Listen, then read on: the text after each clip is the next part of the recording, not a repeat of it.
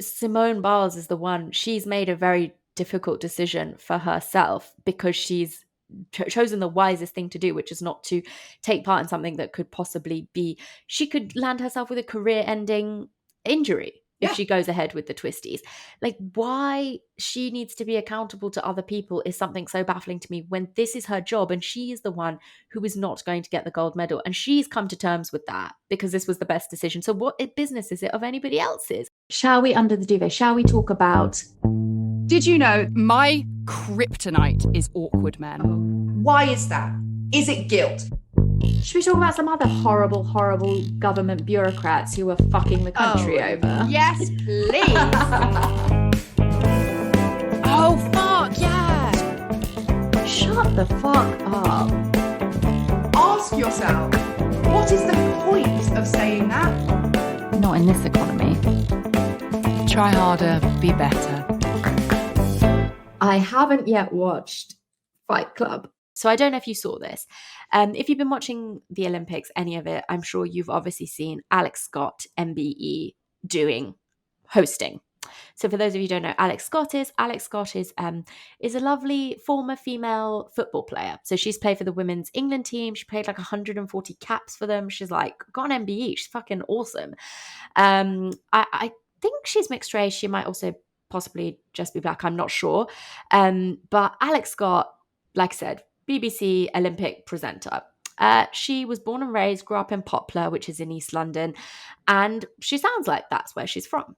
So she's just doing her fucking job. And then a man named Lord Jones, I think his name is Lord Digby Jones, and I'm sure you can guess where I'm going with this, decided to tweet the following. And this is word for word his tweet. I just copied and pasted it into my notes. Are you ready? Yeah. He said, "Enough. I can't stand it anymore. Alex Scott spoils a good presentational job on BBC Olympics team with her very noticeable inability to pronounce her G's at the end of a word. Competitors are not taking part, Alex, in the fencing, rowing, boxing, kayaking, weightlifting, and swimming." I mean, he's so disgusting. He's so disgusting. And I love Alex Scott because she quote retweeted it and was just like, "I'm from Poplar. I grew up in the Tower Hamlets. I'm proud to be from there and I'm proud of my accent." And I love that Stephen Fry came out and called Lord Jones a disgrace. And I was like, you're damn right, he's a fucking disgrace. It's horrendous. I was like, you dick. This is you actual dick. Real bugbear of mine, the sort of gatekeeping of accent. And because I have friends who are very, very northern, very northern in the way that they speak. And they have had, like, one of my friends has been like, "I know I've lost out on jobs because of my accent makes me sound stupid. Like, people assume that I am thick because of he's from Selby, and because of the way I talk. And you can't, if he were to speak in a southern accent, that would sound jilted and false. So that wouldn't work either. We have such a problem in this country. Absolutely. Of like accent fucking gatekeeping. That's all it is. Like, it's the assumption. Classism. It's classism. It's exactly what it is. It's exactly like what it is. We live in such an elitist society. Like, Britain has racist issues and all of that, of course. I'm not saying that Lord Digby's like jab at Alex Scott was racially motivated. I think if she had been white and she'd spoken like that, I think he probably still would have said it.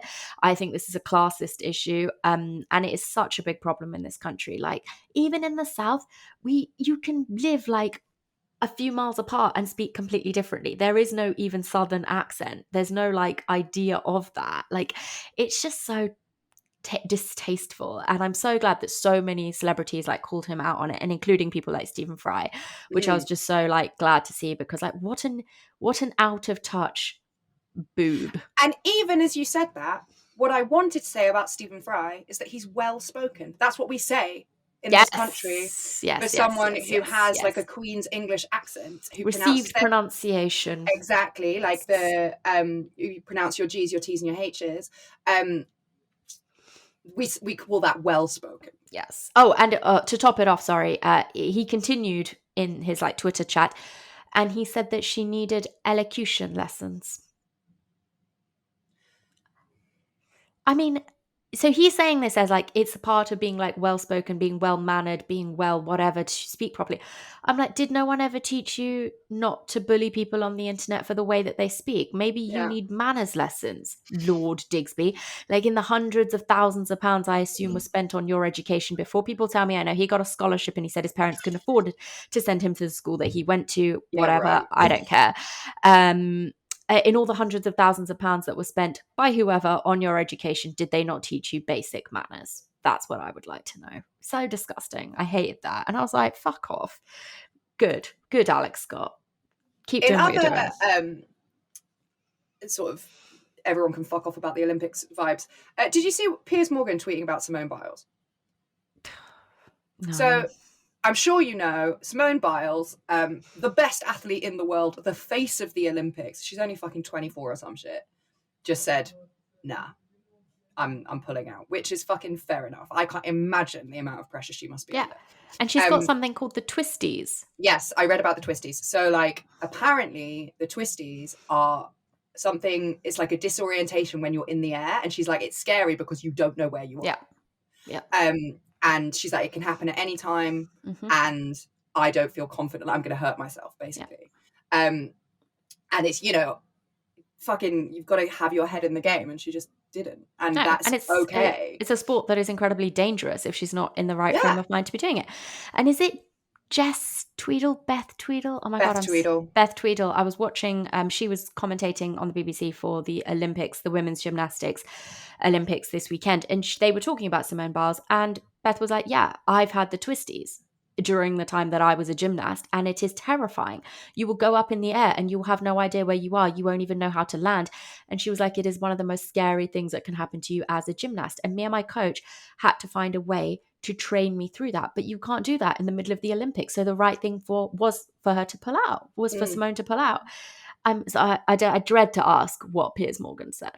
I haven't directly quoted it because I don't think we need to. No. But the general gist of men on the internet, led by King of the White Men, Piers Morgan, was, oh, well, if I was in that position, you never will be.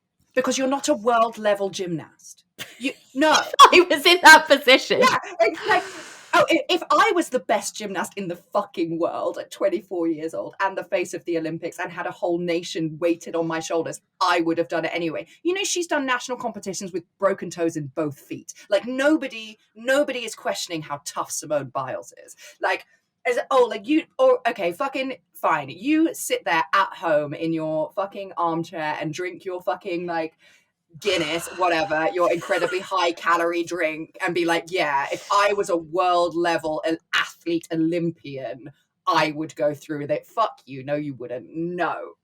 This is a man who, when he was called out by his colleague, I cannot, I've got like serious brain fog. I can't remember the colleague's name who called him out, but it was his black colleague who called him out about all the BLM shit and the Meghan shit. It was the Meghan shit, sorry. Yeah. And Piers Morgan just walked off Good Morning Britain that day because his colleague just said, you know, maybe like give it. I think he said something like, maybe it's because she didn't text you back or something, which is like, oh man. But like he just walked off. And I was like, so you couldn't deal with that situation. You couldn't like deal with that situation of your colleague just saying that to you, but you would have gone through with the Olympic gymnastics finals with the twisties. You are such a fucking piece of shit, Piers Morgan. There's been so much, like, just kicking around of people being like, oh, like, he said something like,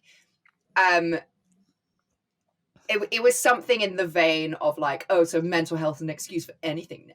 Like, yes, Piers. Also, yes, it is. What if her leg was broken? You wouldn't be like, well, I would have still gone through with it.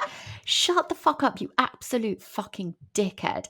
And the other thing is, it's like, what do you think? Why is Simone Biles getting any heat for this at all? Because who is losing from this? Yes, America won't get. Maybe they didn't get gold. They didn't get gold in at least the vault, which I watched. But Simone Biles is the one who loses the most by not doing this. Like, why does she need your criticism, Piers Morgan? She's not like, I'm not going to go to war because I've got some mental health problems, which I don't even know what point I'm trying to make. Do you understand what I'm saying? It's like, yes.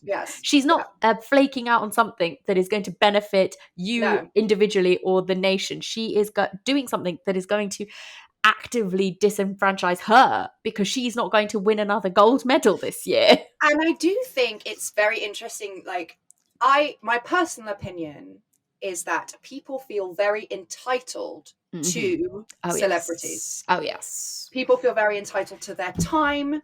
They feel very entitled to their work. They're like, oh, well, I want to consume what you do, so how dare you not do it? Yeah. And I think it sort of factors into this, because that's what Simone said. She was like, I don't owe anyone an Olympic final. No.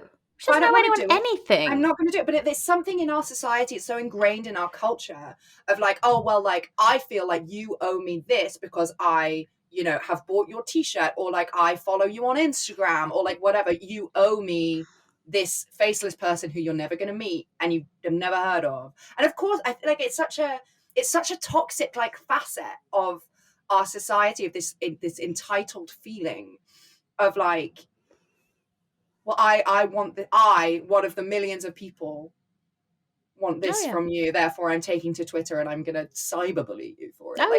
It's fucking nuts to me. Yeah, it's completely bizarre to me. And exactly, it just comes back to the point of like, Simone Biles is the one, she's made a very difficult decision for herself because she's chosen the wisest thing to do, which is not to take part in something that could possibly be, she could land herself with a career-ending injury if she goes ahead with the twisties. Like, why she needs to be accountable to other people is something so baffling to me, when this is her job and she is the one who is not going to get the gold medal, and she's come to terms with that because this was the best decision. So what business is it of anybody else's? I'm completely baffled by the level of entitlement. You're right, that is the word that people have. I don't know, man. People are fucking crazy. Like, go find something else to do. Would you like another funny tweet? Yes, please. Let's finish up with a funny tweet from Hannah. Okay, it's more of a Reddit thread, but you'll get it. Okay. I haven't shaved my legs in a really long time, and while I was babysitting, my skirt edged up a bit. Something you know about loads. And the 7-year-old I was watching said, "Ew, you should shave that hair. It's not supposed to be there." And I said, "Well, if it's not supposed to be there, then why does it grow there?" And then he was really silent for a long time. And then he finally said, "Let's watch Sonic the Hedgehog." And someone has commented, "Tumors grow. Are they supposed to be there? It's called evolution. Just because it's there doesn't mean it's useful or wanted." And then someone else has commented, "Local man compares leg hair to cancer." Genuinely thought it was a smart argument, more at 6. Oh my god. Oh my god. I can't cope.